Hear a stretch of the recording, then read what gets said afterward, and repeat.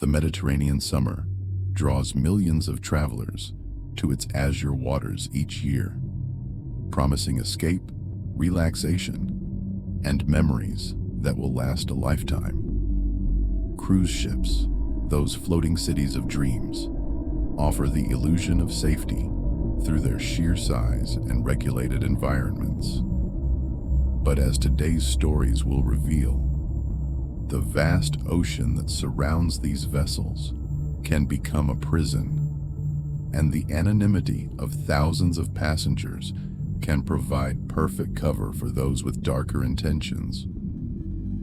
Today's stories focus on people's horrific experiences aboard cruise ships. Experiences that transform dreams of paradise into waking nightmares. These are tales of isolation amid crowds, of predators who hunt in international waters where jurisdiction blurs and justice often fails to follow.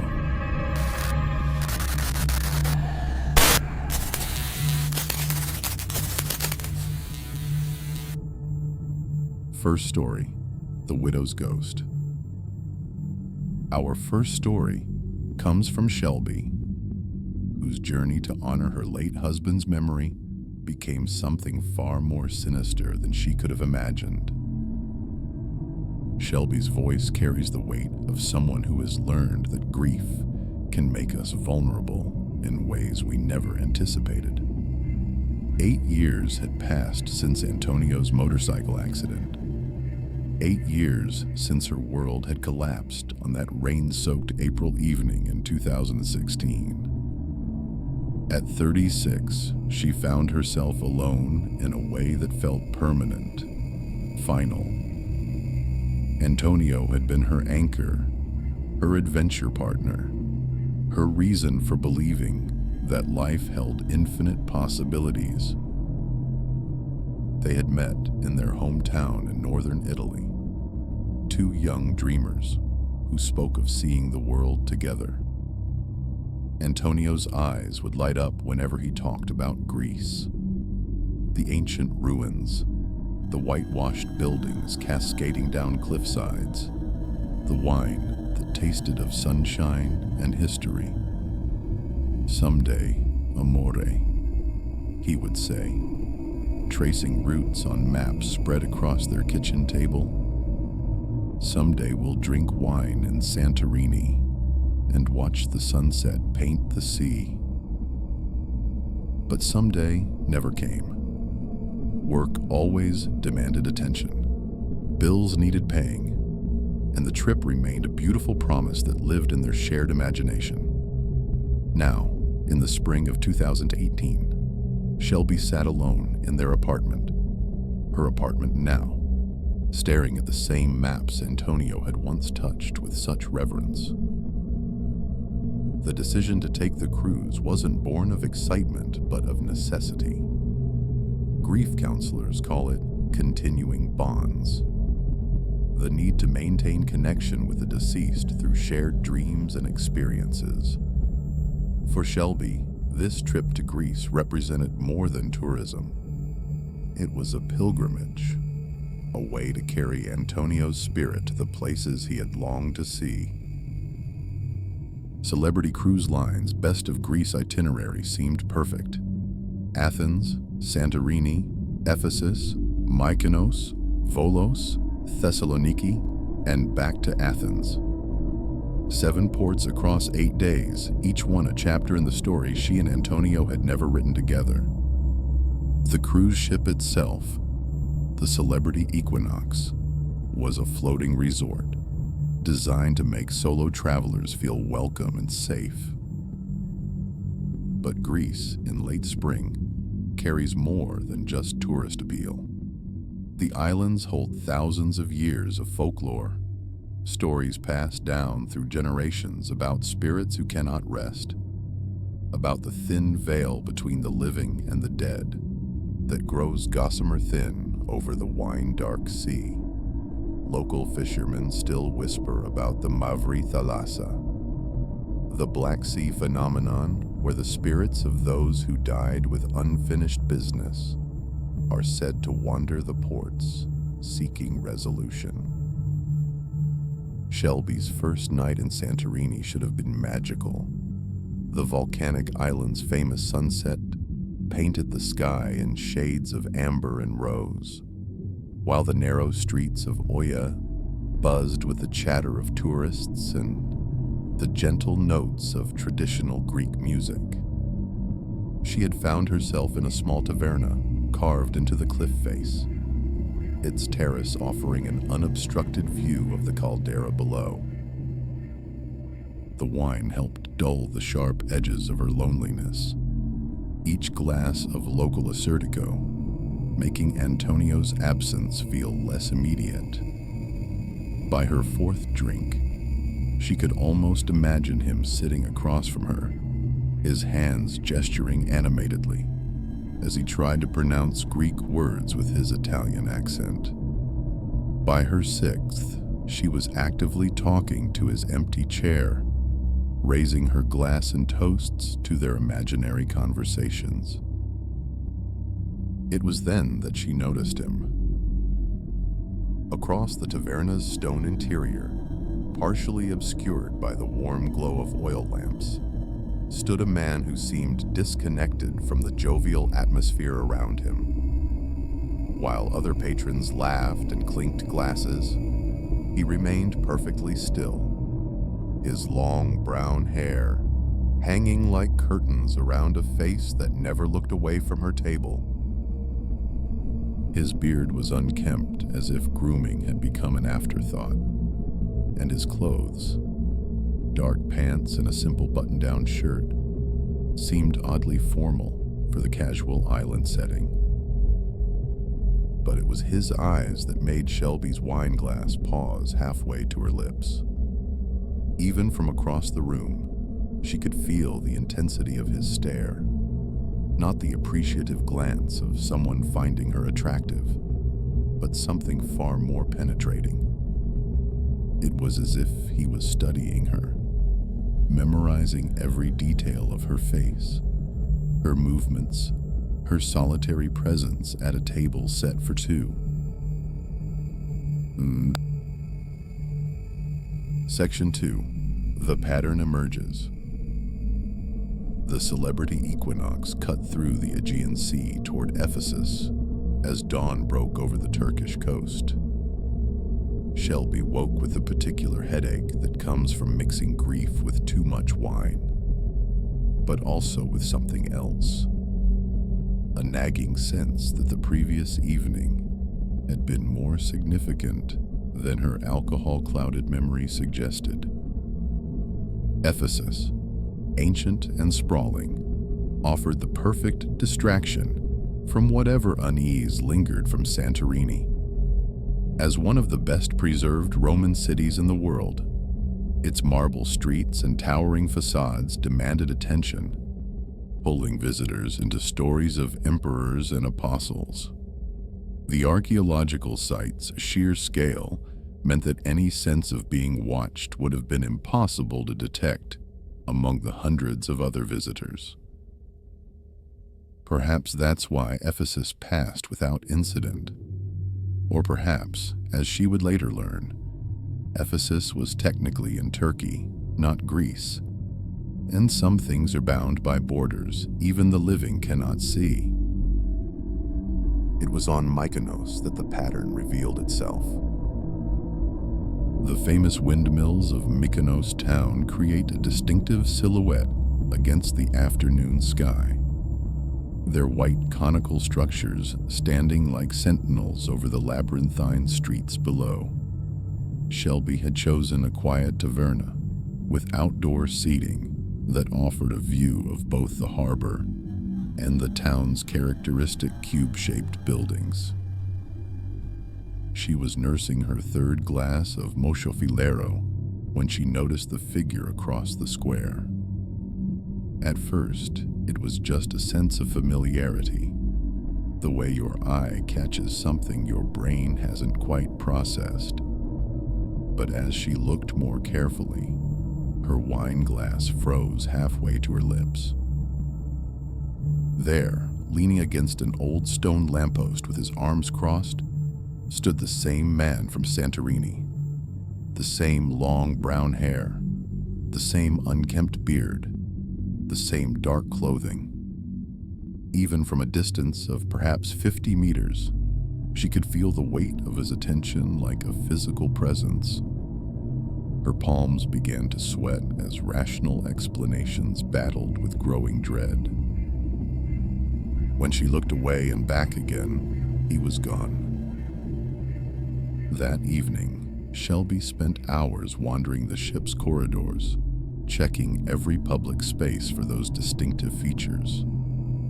She found nothing, which somehow made her feel worse.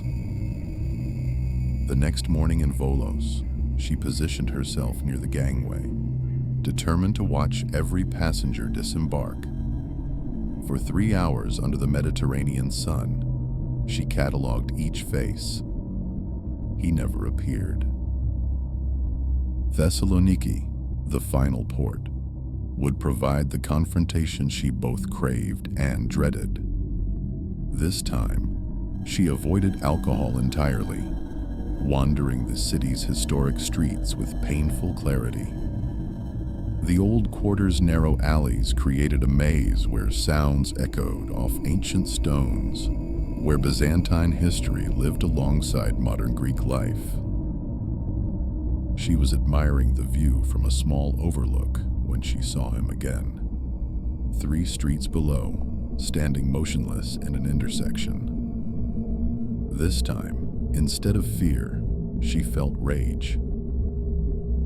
"Hey," she shouted, her voice echoing off stone walls. "Why are you following me?" He turned and ran. The chase through Thessaloniki's winding streets felt surreal, like pursuing a shadow through a labyrinth of history. She followed him down steep cobblestone passages, past doorways that had been old when the Ottoman Empire controlled these streets, around corners where Byzantine mosaics still gleamed in hidden courtyards. Then he vanished, as if the ancient stones had opened to swallow him whole. Story number 2, Paradise Lost, The Phone Trap.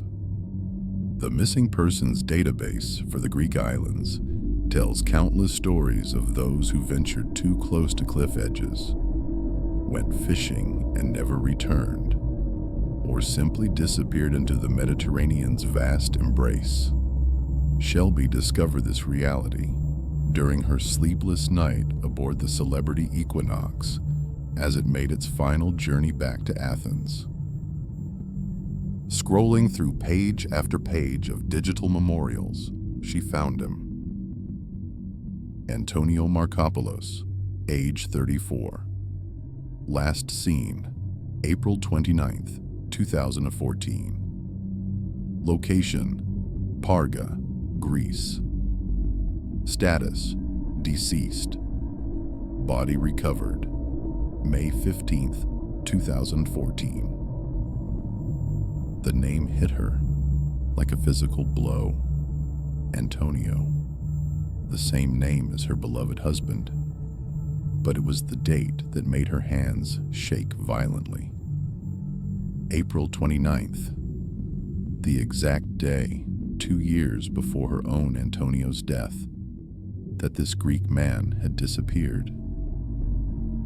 The police report revealed that Markopoulos had been a fisherman who went out alone and never returned. His boat was found empty, his body recovered weeks later. The official cause was accidental drowning, but the case notes mentioned something disturbing. Several witnesses had reported seeing him around Parga in the days following his disappearance, always wearing the same clothes, always at a distance. When Shelby called the Greek police, the conversation that followed defied rational explanation. The officer confirmed that the case was closed, that Antonio Markopoulos had been verified dead through dental records and DNA analysis. His death was confirmed on April 29, 2014, the exact anniversary of her husband's future accident. She had been followed across the Greek islands by a dead man who shared her husband's name and had died on the same calendar date, as if time itself had folded to create this impossible connection. A year later, when family obligations forced her to return to Athens for her niece's wedding, Shelby saw him again, just for a moment, standing by a bar in the same clothes, his head pointed in her direction. She has never returned to Greece since, and she never will. Section 4, Digital Predator, the setup. While Shelby grappled with supernatural stalking in the Mediterranean, another nightmare was unfolding in the crystal waters of the Bahamas. Devon's story represents a more modern horror, the terror of digital age predation, where our most trusted devices become instruments of our own destruction. Devon Martinez was 21 and felt invincible, armed with 3 years of college experience and a friend group that had survived high school drama and Greek life politics. Spring break 2019 was supposed to be their reward for surviving a brutal semester. 4 days of unlimited alcohol and Caribbean sunshine aboard Carnival's Bahamas Paradise cruise. The Carnival glory carried over 3,900 passengers, creating the perfect environment for young adults seeking anonymity and excess. Paradise Island, their first destination, offered everything college students craved: artificial beaches, overpriced cocktails, and the kind of consequence-free atmosphere that exists only when you're surrounded by water and temporarily freed from real-world responsibilities. The bar where Devon's nightmare began was designed for maximum profit extraction. Loud music that discouraged deep conversation, dim lighting that made everyone look more attractive, and drink strong enough to lower inhibitions, while expensive enough to pad the resort's margins. By their 4th round, Devon and her friends had achieved that perfect state of intoxication where everything seemed hilarious, and every stranger looked like a potential ally. Devon's iPhone 8, in its distinctive rose gold case covered with college stickers, had become essential documentation equipment for their vacation. Every drink required the perfect photo. Every moment needed to be captured for social media proof that their spring break was everything it was supposed to be. The device contained her entire digital life: banking apps with saved passwords, location services tracking her every movement, and personal photos ranging from innocent to compromising. When Missy asked for another drink, Devon approached the bar with alcohol-fueled confidence. The bartender prepared their rum runners, electric blue cocktails designed more for Instagram appeal than taste, while Devon positioned herself for the perfect selfie. The photo captured pure joy. 2 friends at the peak of their youth, drinks raised in celebration, faces flushed with vacation freedom. But when Taylor called Missy away from the bar, Devon made the split-second decision that would haunt the rest of her cruise. She set her phone down on the bar's wet surface to balance the drinks, planning to retrieve it immediately. In the 30 seconds it took to navigate through the crowded bar back to their table, her phone vanished into what would become a digital kidnapping. The discovery came when the Carnival Glory's departure horn echoed across Nassau Harbor. Devon's frantic search led her to the ship's lost and found, staffed by crew members trained to handle passenger concerns. But no phone had been turned in, despite the staff's assurance that electronics were commonly lost items that honest finders usually returned. The real horror began when Devon opened her laptop and accessed Find My iPhone. The blue dot that should have shown her phone somewhere on Paradise Island instead pulsed steadily from aboard the Carnival Glory itself. Someone had her phone. Someone was on this ship, and that someone now had access to every aspect of her digital existence. Section 5. The Hunt Begins. The psychological terror of being digitally stalked while trapped on a cruise ship defies easy description. Unlike land-based stalking, where victims can seek help from multiple agencies or disappear into urban anonymity, a cruise ship creates the perfect prison for both predator and prey. With nowhere to run and limited security resources, passengers become helpless targets for anyone who understands how to exploit the system. Devon's second day brought Caribbean beauty that felt like mockery. Crystal clear waters surrounded the ship while families enjoyed innocent vacation pleasures on the upper decks. But Devon's reality had become a paranoid nightmare, where every passenger represented a potential threat. Every casual glance might be predatory surveillance.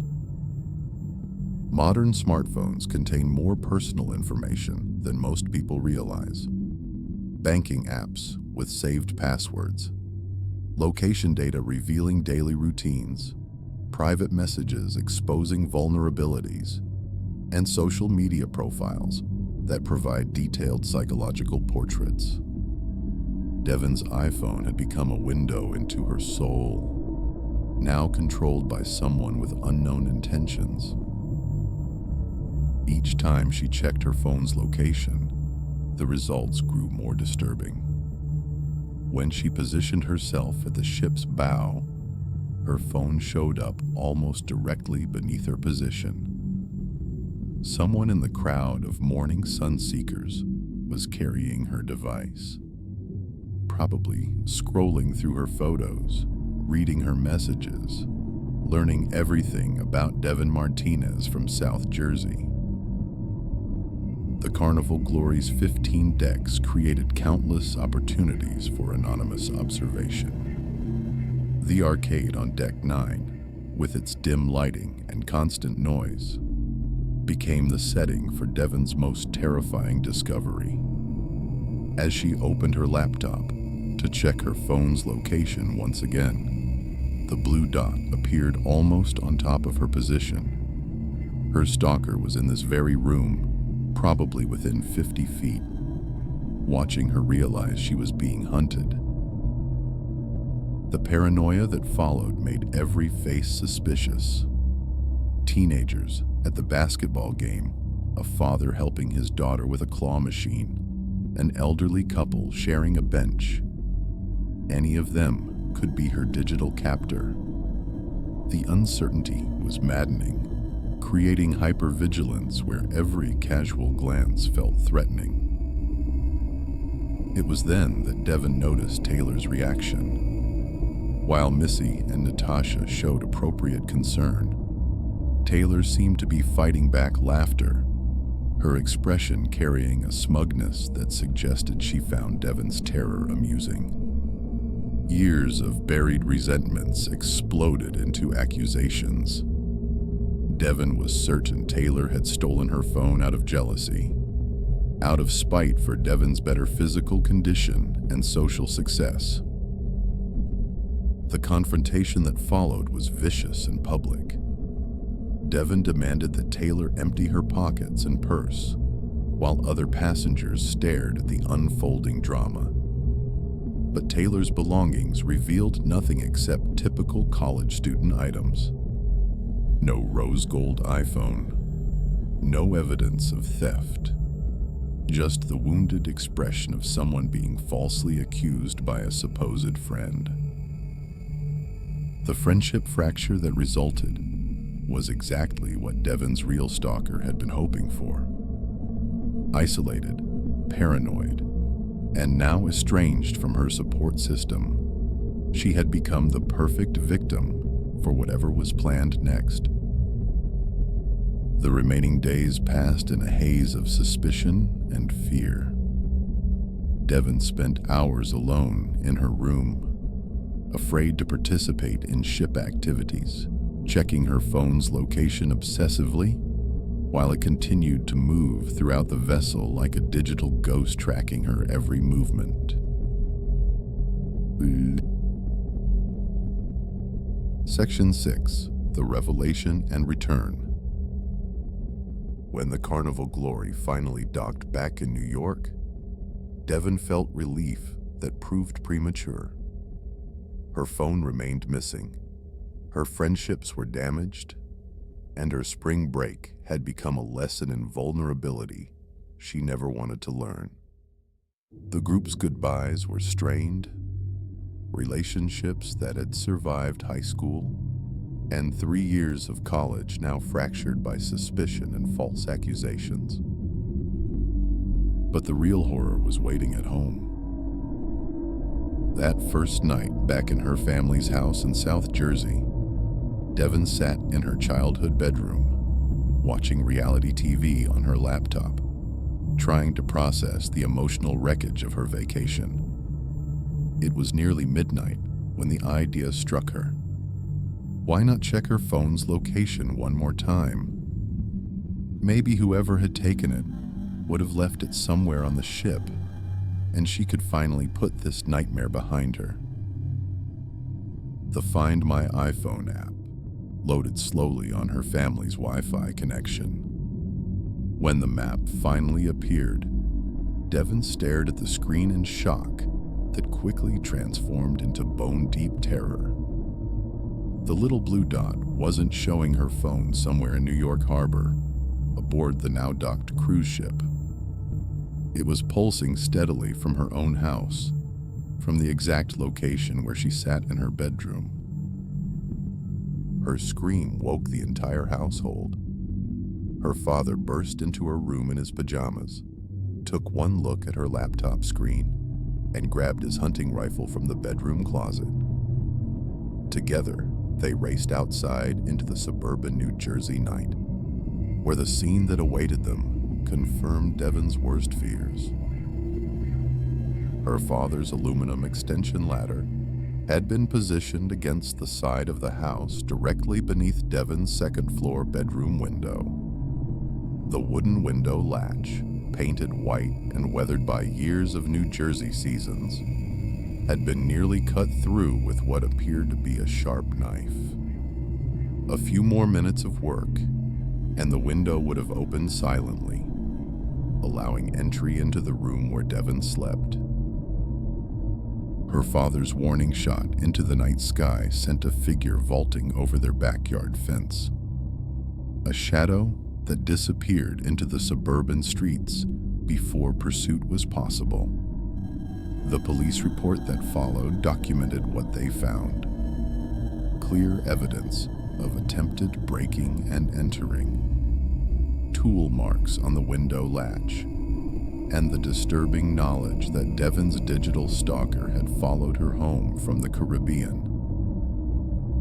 The letter that had been slipped under her stateroom door during the cruise's final night suddenly made terrible sense. Someone calling himself Bart Vinsky had claimed to find her phone, had gone through her photos, had fallen in love with her image, and had used her personal information to track her home address, her family, her vulnerabilities. But Bart Vinsky was clearly an alias, just as the phone theft had been just the beginning of a stalking campaign that had followed her across state lines and into the supposed safety of her family home. Someone had spent 4 days learning everything about her digital life then used that information to continue hunting her, long after their cruise had ended. 2 weeks passed without incident, but Devon knew it wasn't over.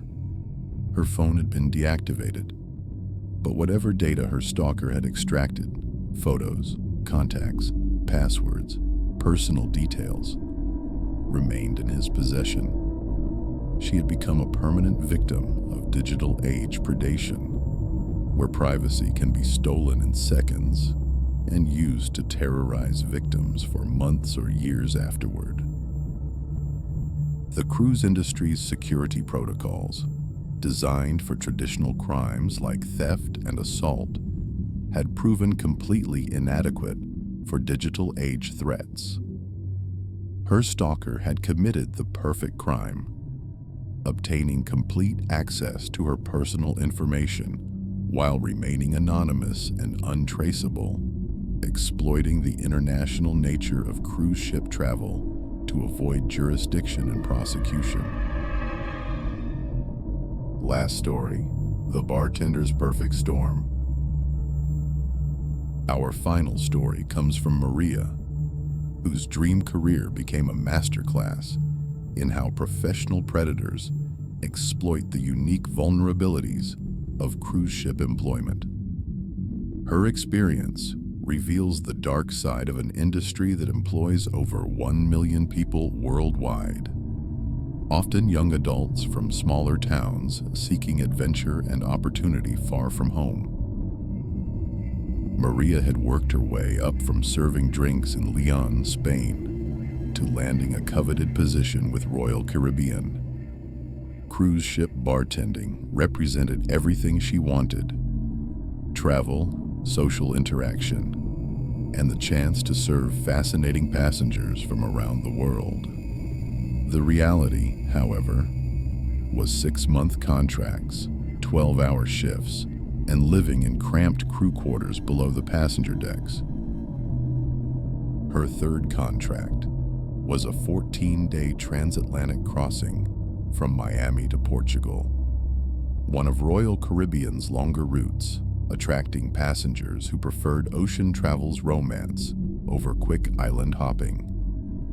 These crossings spend 5 consecutive days in the middle of the Atlantic, with no ports of call and no possibility of rescue or escape.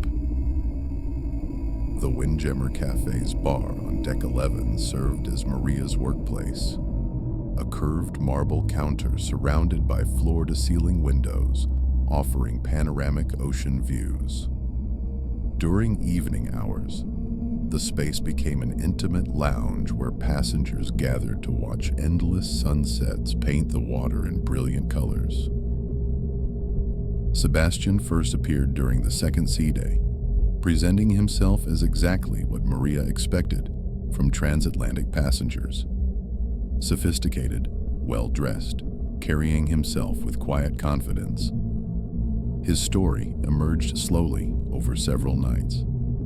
The failed marriage, the unfaithful wife, the best friend's betrayal. He provided specific details, full names, places, dates, creating false intimacy through apparent vulnerability. Royal Caribbean service training emphasizes emotional intelligence, teaching crew members to recognize when passengers need more than drinks. They need human connection and validation. This training, designed to enhance customer satisfaction, made crew members perfect targets for manipulation by those who understood how to exploit professional compassion.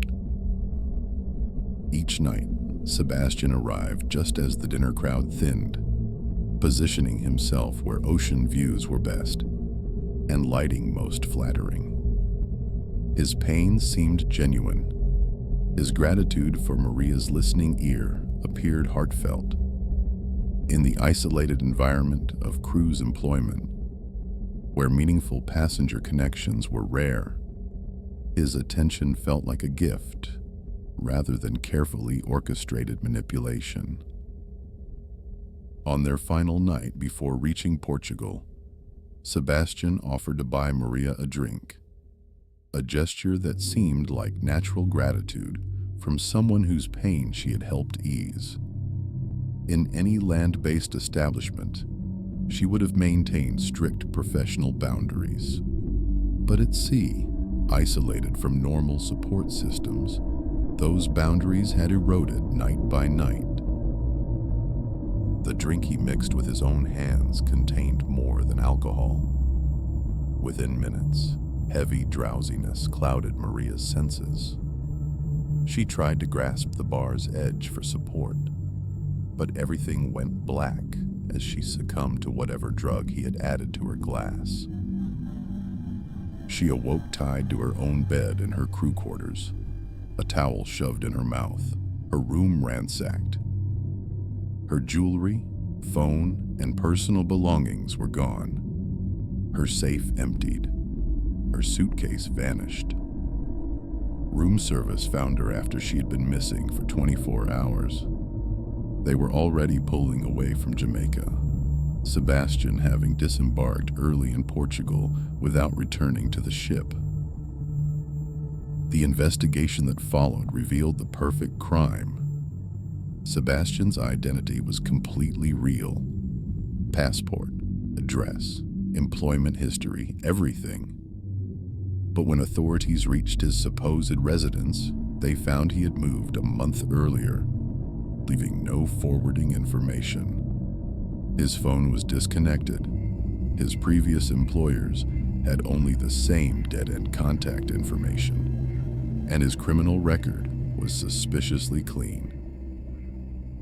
The cruise line offered substantial compensation and urged Maria to remain quiet about the incident, claiming they would eventually find him. But Sebastian had vanished into the anonymity that international travel provides to those who understand how to exploit jurisdictional gaps.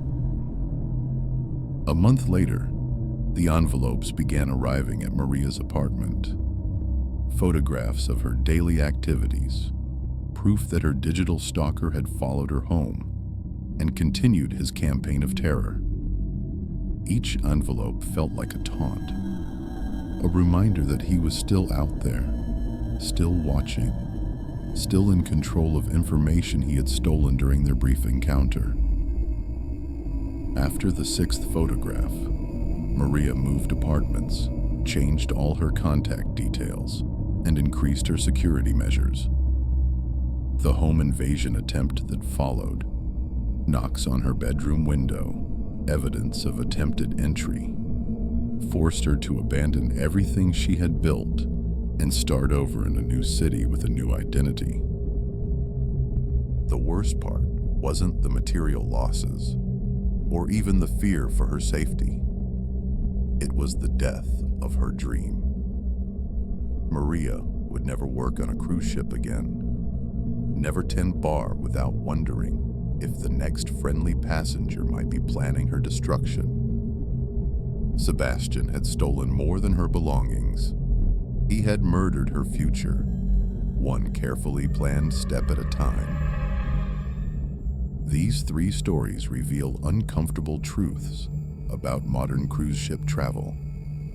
The vast oceans that promise escape and adventure can become hunting grounds for predators who understand how to exploit isolation, anonymity, and jurisdictional complexities. Whether the threat comes from the realm of the dead or the calculations of the living, the sea offers no easy escape for those who find themselves targeted.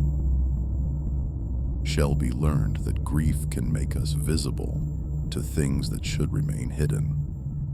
Devon discovered that our digital lives can be weaponized against us by strangers who understand technology better than we do. Maria found that professional dreams can become personal nightmares when predators exploit the trust that service industries require. The cruise industry continues to market itself as safe, regulated, and family-friendly.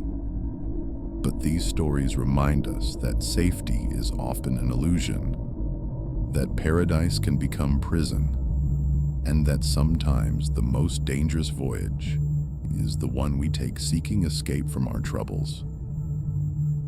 Your next vacation could be someone else's hunting ground. The question isn't whether cruise ships are safe. It's whether you're prepared for the moment when paradise reveals its true face.